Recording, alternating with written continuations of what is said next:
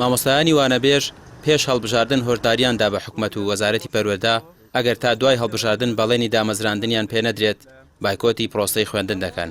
ئێستا نەکرداوەکاریەکانیان جێبەجێ نەکرا بەڵکو هەر وەڵامیشیان نەدرایەوە. مامۆستایانی وانەبێژ لە سلێمانی لە دوای بێبەڵێنیەکانی حکومەت بایکۆتی پرۆسەی خوێندنیان کردو لە بەردەم پەروەردەی گشتی خۆپیشاندانیان ئەنجامدا. ئەگەر 11,000یشی کرده بێتی بۆ نمونە 12,000یشی وانەبێژی بکات ئەگەر بایکۆت بکەین بە دڵنیایە و ئێستا داتامان لایە و ڕسمیان بۆ نردووی کە چەندین قوتابخانە هەیە قفڵی لێ دراوە دەرگاکەی لەبەرەوەی مەکتەبی تایە تەنها مدیرەکەی تاعینە ئەوەی تری هەمووی وانەبێژە. تەنها بەڵێنە تەنها قسەیە تەنها سوپاسکردنە بۆ مامۆستایانی وانەبێژ، یعنی ئەمانەش هیچ سوودێک بۆ مامۆستایانی وانەبێژ ناگەێنێ.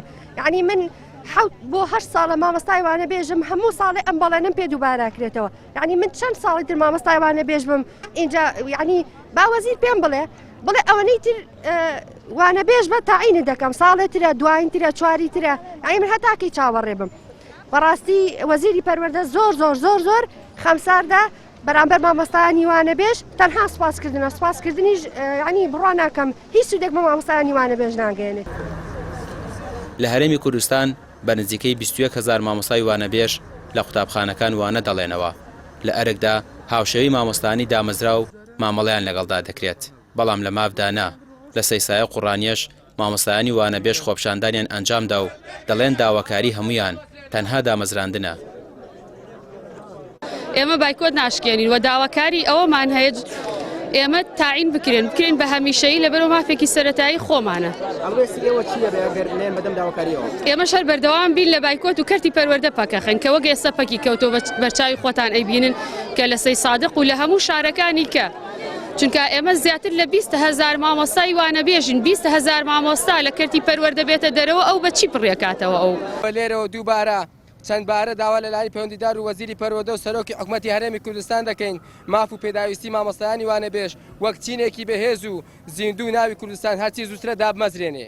هەمیشە دابین بکەن بۆ ئەوەی مامۆستان بە گروتینێکی زیاترەوە بستنە بەردەم پرۆسەی پەروەردە و فێرکردنی فێرخوازە ئازیزەکانمان. بە پێچەوانەوە ئەگەر کار بەدەستانی حکومەت و پەروەردە وەک هەموو جارێک داوای مامۆستایانی وانەبێژ پشتگوێ بخەن چەندی شێوازی پێشناسکراوی تر هەڵوێستی گرتنمان لە بەردەردایە. تا ئێستا مامۆستایانی وانەبێژ بە فەرمی چەندین یادداشت و داواکاریان بە وەزارەتی پەروەردە و بەڕێوەبەراتیەکانی پەروەردە داوە، بەڵام هیچ کام لە داواکاریەکانیان جێبەجێ نەکراوە. لە هەمان کاتدا بەدریە ئیسماعیل پەرلەمانتاری کۆمەڵ لەسەر ئەو گرفتە چەندین یادداشتی ئاڕاستەی پەرلەمان و حکومەت کردووە و لە هەوڵدایە بۆ چارەسەرکردنی کێشەکانیان و دامەزراندنی مامۆستایانی وانەبێژ. ڕامیار عوسمان، کەناڵی پێام، سلێمانی.